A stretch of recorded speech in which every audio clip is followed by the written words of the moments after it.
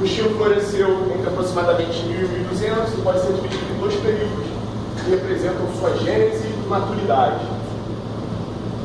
Primeira arte românica, gênese por volta de 1000, predomínio da planta basilical, sem transepto, né, tipo, só a nave principal e as naves laterais, sem aquele elemento transversal que depois vem a caracterizar as plantas das igrejas católicas e basílicas, em formato de latina.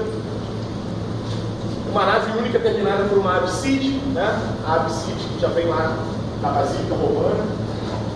A gente viu na cultura paleocristã a tipologia da Basílica Romana sendo apropriada para a Basílica Cristã.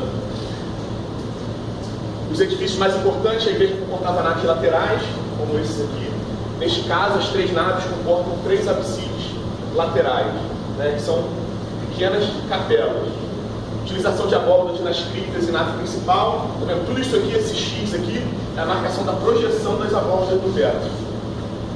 Cripta, normalmente, é um espaço construído numa espécie de subsolo, abaixo do coro, né, onde era guardado restos mortais, de santos, coisas desse tipo. As ornamentações se limitavam a faixa de lombardas e ouvidos no ápice por arcaduras cegas. São esses elementos aqui, verticais, e as arcaduras cegas, esses semicírculos aqui. No filme aparece, não sei se vocês conseguiram identificar, não? Em alguns elementos, assim, as arcaduras, essas faixas lombardas, em algumas edificações. Onde vai ficar? Arcaduras cegas? Oi? Aqui, ó. Tá vendo? Vem as faixas lombardas e quando elas chegam quase ali no telhado, se transformam em pequenas arcaduras. São esses arquinhos aqui, ó. São elementos decorativos bastante simples, mas que eram bastante utilizados. Não tinha grandes ornamentações, assim como a arquitetura paleocristã. A maior riqueza da arquitetura românica está no seu interior também, mas ela já começa a cada vez mais aprimorar o nível de detalhes, mais ainda de forma mais simples. No filme, lembra uma hora que o Adson está observando, né, tipo, que o corpinho dela chega e assusta ele está falando que é do juízo final, que ele está vendo no tímpano da igreja? Aquilo ali já é uma evolução caminhando para o gótico, né, daquela quantidade de ornamentos na fachada e tal. Mas, no modo geral, lembra que a biblioteca? Ela é bem pesada, né, tipo, simples, as paredes de tijolos, sem grandes ornamentos. Segunda arte românica, maturidade, último terço do século XI. 2 tipos de planta, beneditina, com capelas orientadas e escalonadas, e com deambulatório e capelas radiais. As naves laterais são encimadas por um andar de tribunas que conferem estabilidade ao edifício. Dominam-se perfeitamente os diversos processos de construção de abóboras. Sua forma se torna mais complexa, né? Aqui a gente está vendo essas capelas orientadas e escalonadas. Aqui as capelas, pequenas capelas radiais na abside principal.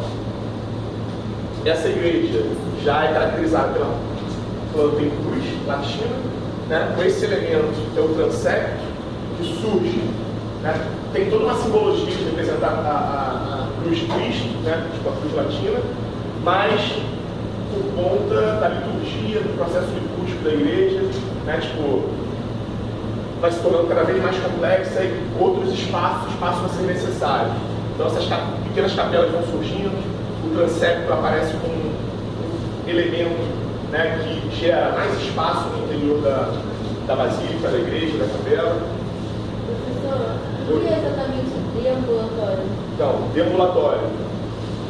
A gente vai, não sei se a gente já falou para falar, não, vai falar um pouco mais para frente, né, das igrejas de rota de peregrinação, começam a ser desenvolvidos em toda a Europa. Então, na verdade, os fiéis percorriam a Europa até essas igrejas, na perspectiva de cura de alguma doença, né, tipo de receber alguma graça. E a ideia do deambulatório é que ele continuasse o seu percurso que ele faz de casa até a igreja por dentro da igreja. Então, ele entra na igreja, faz esse caminho, deambula pela igreja, vai até o fundo, volta, sai e pode continuar a peregrinação dele. Então, a ideia do deambulatório é essa, né, de dar essa continuidade dessa peregrinação por dentro dentro do espaço da igreja também. Essa aqui, né, tipo, tem o espaço basilical, a nave principal, e mais 4 naves laterais, e uma com deambulatório. Beleza, gente? O edifício românico deixa de atuar em termos de superfície ou pele e começa a se expressar em termos de estrutura e esqueleto. Cada vez mais, né, essa estrutura vai ganhando importância e vai sendo aprimorada, até chegar ao ápice na arquitetura gótica. Né? Tipo, isso aqui são vários pilares, né? Essas paredes aqui são paredes com aberturas de fenestração para algumas janelas, mas é toda uma estrutura que trabalha em conjunto, sustentando esse monte de abóbora aqui e o telhado que está acima dela. Então, todo esse elemento como uma estrutura, né, que se equilibra, se sustenta, ela passa a ser cada vez mais aprimorada e trabalhada fisicamente, matematicamente, com mais apuro na arquitetura românica, chegando ao ápice na arquitetura gótica. Até em termos de conhecimento de matemática, de física. As naves laterais são encimadas por um andar de tribunas que confere estabilidade ao edifício. Lembra na arquitetura paleocristã, as primeiras igrejas? Né? Tinha a nave principal, tinha a nave principal no pé direito do grupo, as naves laterais mais baixas e uma abertura na janela, que era o clerestório, a iluminação do interior da nave principal. Nesse momento, já começam a se construir tribunas acima das naves laterais. Né? Então, assim, tem um segundo andar em cima das naves laterais, que, assim como na arquitetura bizantina, que era o trifório, né, como uma espécie de balcão, na arquitetura românica e gótica isso passa a existir também. Então, você é um espaço que até a missa pode ser assistida, acima da nave lateral, né, que você quase que debruça sobre a nave principal nesse balcão, né? Nessas tribunas. Domina-se perfeitamente os diversos processos de construção de abóboras, em tijolo, em pedra. Sua forma se torna cada vez mais complexa. O edifício românico deixa de atuar. Eu voltei? As volumetrias das caixas das paredes se unem cada vez mais e circunscrevem o espaço interno. Essa uniformização relaciona os elementos construtivos anteriores, romano, bizantino e muçulmano, de forma mais equilibrada. Acontece uma espécie de internacionalização do românico. Né? Nesse período, diferente da arquitetura paleocristã, que fica mais na Europa Ocidental e com características específicas de cada região, o bizantino é a mesma coisa. Lembra da arquitetura russa, que é completamente diferente do que se fazia no norte da África e tal. O românico ele passa por um processo de universalização na Europa. Né? Tipo, ele se expande mais, o estilo ele consegue abranger mais países e se universalizar. O monastério de Cluny III tornou-se referência para novas construções românicas e as peregrinações possibilitaram que esse novo modelo de vida religiosa e arquitetura fosse difundido. Esse é o monastério de Cluny III, né, que não existe mais, mas aqui a gente consegue ver, né, tipo, a igreja principal, a abside, aquelas capelas radiais, que são as absidilas, e toda essa estrutura, ela passou a orientar a construção de outros monastérios pela Europa. Perspectiva aérea de uma reconstrução do monastério de Cluny. Os pares das naves laterais com duas alturas diferentes contraventam as abóbodas da nave central. Aqui está um pouco difícil de ver, né? Tipo, é a nave central, aqui a nave lateral e existe, né, tipo, um balcão aqui. Né? São dois andares. Isso passa a ter um acesso também. Então, assim, as construções passam a ser cada vez mais complexas, né? Maiores, mais altas. O ápice dessa verticalização vai chegar para o gótico. Os monges descobriram que as abóbodas com arcos apontados exercem um custo lateral menor do que as de arco pleno. Apesar da utilização do arco pleno caracterizar o estilo românico, é nesse momento que eles descobrem que o arco apontado, que a gente vai ver daqui a pouco na arquitetura gótica, ele exerce uma pressão menor nas paredes. Se eu boto um arco apontado, apoiado em dois pilares, tem um peso descarregando de cima, né? Tipo, esse peso, essa força, com esse formato do arco, ela é atenuada. Então, tipo, a tendência da parede querer romper lateralmente é diminuída. E isso faz com que eu possa conseguir alcançar cada vez mais alturas, de repente colocar mais pesos, né, na parte superior. A volta de maior. Isso. Vai distribuindo. Quando chegar no código, a gente vai conseguir compreender mais ou menos esse caminho, né, tipo, das forças. E no arco pleno, não. Então, descobrindo isso, eles perceberam que poderiam cada vez mais elevar as alturas, né, realizar construções mais imponentes. A chamada arquitetura romana madura, essa arquitetura do monastério de Roma. Baseada na planta baixa da Basílica Romana, a igreja foi enriquecida com 2 transeptos. Está vendo? Esses 2 elementos transversais, estendida por uma série de absidilas em torno da abside e das paredes dos transeptos. Né? São essas pequenas capelas radiais aqui, essas capelas dos transeptos. Os elementos eram expressos como volume individual, mas todos estavam perfeitamente integrados, formando um conjunto coerente. Isso aqui é só para título de curiosidade, tá, gente? Eu vou cobrar isso de vocês. É a planta baixa da abadia de Sangal, que mostra um pouco do que o filme não deixa tão claro, mas a gente vê minimamente funcionando. Lembra a casa do Frei Médico, aquele espaço onde eles fazem a necrópsia do corpo dos mortos. Então, tinha um Frei Médico, né? Tinha cada frei com a sua especialidade. Lembra que um que morreu era um tradutor de grego. Então era um pequeno mundo, né, que funcionava dentro dos seus problemas, da sua precariedade, mas era relativamente sustentável. Né? Eles produziam alimentos, cerveja, vinho, tinha cada frei com a sua especialidade, que poderia contribuir com o seu conhecimento no funcionamento do monastério. Criação de animais, plantações, etc. Espaço para hóspedes, lembra que chegou aquele, né, tipo, os cardeais vindo de Roma com o seu séquito de várias outras pessoas, né, tipo, soldados, etc.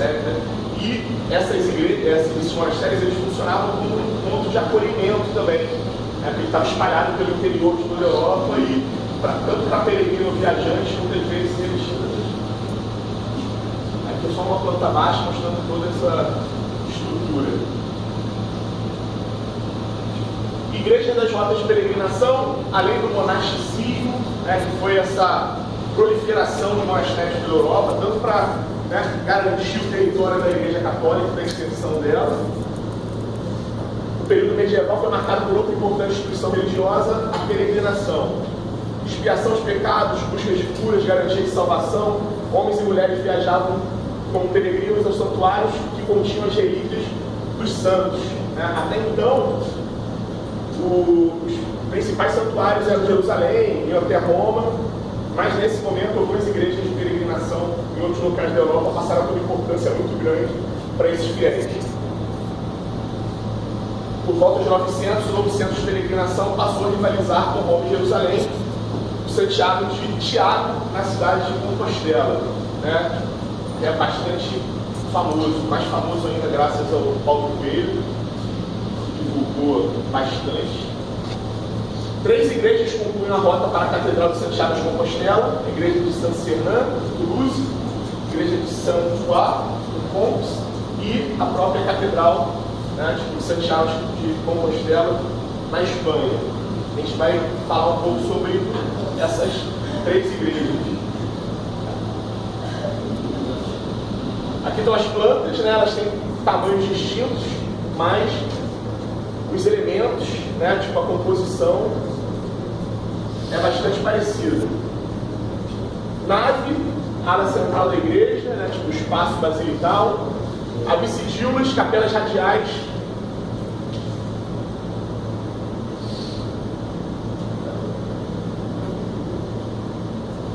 agregadas ao deambulatório, agregadas ao transepto, né, tipo essas pequenas capelas que a gente já tinha falado.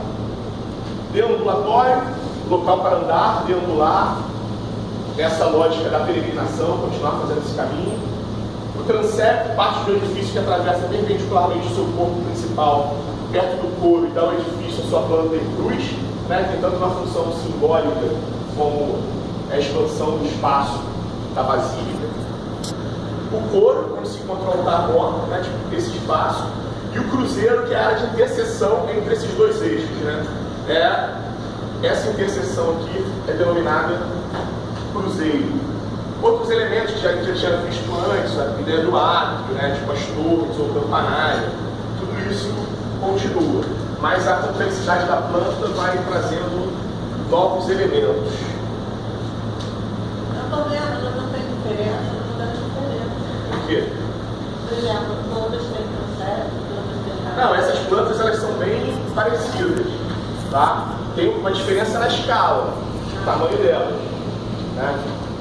Depois a gente vai ver que a igreja de Santiago de Compostela, ela foi crescendo também, né? Virou um grande complexo, foi agregando outros estilos, outros elementos ao passar do tempo. Igreja de São Fernando, os nós monumentos da cultura românica, ainda que sua elevação a oeste não tenha sido terminada e sua torre do cruzeiro tenha sido ampliada durante o período gótico. Essa torre aqui acima do cruzeiro. Isso é algo muito comum, gente. Não tinha essa preocupação em preservar. Né? Na verdade, a igreja tinha sido construída em 1000 e pouco e precisava alterar algum espaço, né? Por conta da necessidade da funcionalidade e se construindo novos elementos e descaracterizando o estilo da época, agregando outras diferenças. Essa torre ela foi construída no período gótico. Mas a ideia, né? Olha o arco pleno aqui, a ideia dessa massa contínua, né, da igreja pesada, ainda simples por fora, né, tipo, a riqueza dos detalhes está mais no seu interior, mas já é muito mais rica do que aquelas igrejas paleocristãs que a gente viu inicialmente, né, logo depois da legalização do cristianismo por Constantino, começaram a ser construídas de forma relativamente precária. Aqui a gente já está falando, né, tipo, de uma igreja católica rica, né, tipo, colocando bastante dinheiro na construção dessas igrejas, tanto a igreja quanto a comunidade católica de cada região. Tá? Ó, a ideia da abside principal, as absidíolas, tá vendo? Pequenas capelas. Professor, o deambulatório é aquela região ali lateral vazia? O deambulatório, nesse caso aqui, é essa segunda nave. Só que ele vai até o final e volta, entendeu? É como, tem algumas igrejas que as duas naves não chegam até o final do coro e fazem essa volta. Aí não configura o deambulatório. Né? Tipo, o deambulatório caminha sempre para uma nave lateral. Aí esse circuito com a parte de trás configura a essência de um deambulatório nessa igreja. As pessoas estão passando aqui por trás, assim, entendeu? E foi interrompido. Oi? Foi interrompido o deambulatório. Aí não é deambulatório. Você não tem como deambular. São Juan é a menor das igrejas religiosas de peregrinos, preserva em seu tímpano uma figura magnífica do juízo final. Lembra do filme também? O tímpano era caracterizado, né, que é esse elemento aqui em cima das portas de entrada, que conta umas passagens bíblicas, e no filme é o juízo final que está retratado também, quando o corpo aparece lá assustando o Aison, né, penitenciários. Aqui a gente consegue ver, né, tipo, as torres celeiras, aqui a torre do cruzeiro também, né? Olha as faixas lombardas aqui, as arcaduras cegas, né? São elementos simples, construções de tijolo cozido, com o exterior mais austero e o interior já cada vez mais alcançando grandes alturas, tetos abobadados. E por final, a igreja de Santiago de Compostela, ainda hoje o santuário de peregrinação, ela foi planejada como um conjunto de 9 torres. Todas as 3 igrejas refletem a devoção religiosa que acerta os motivados peregrinos a viajar longas distâncias para visitar as relíquias sagradas. Né? Essa é a fachada da igreja, tipo, muito modificada pelo tempo, com vários outros estilos, né? Tipo, agregando elementos.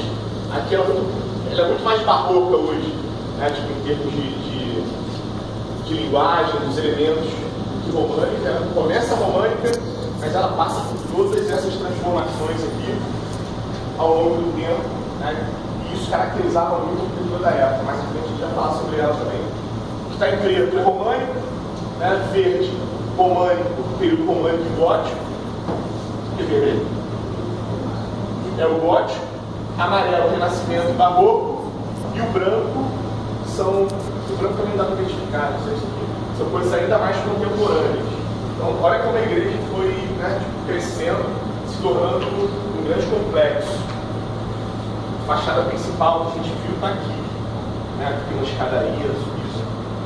É. Oi? Tem. Na verdade, o que acontecia? Essas igrejas, às vezes, levavam muito tempo para serem construídas. Né? Muitos arquitetos, nessa época eram arquitetos, construtores passavam por ela, e assim, algumas igrejas levavam 200 anos, e 200 anos, mudavam, os elementos mudavam, né? O estilo mudava. Óbvio que essa definição, que é românico, né? Que é gótico, que é barroco, é uma definição muito mais contemporânea, um olhar histórico que, né, o historiador olha, não, isso aqui é românico desde essa data até outra. Na época não tinha esse entendimento, o cara estava construindo igreja. Né? Só que o tempo passava e os elementos iam mudando e com o olhar histórico ele percebe, pô, esse elemento aqui não é da época do românico, caracteriza o românico, já era um elemento que caracterizava o gótico.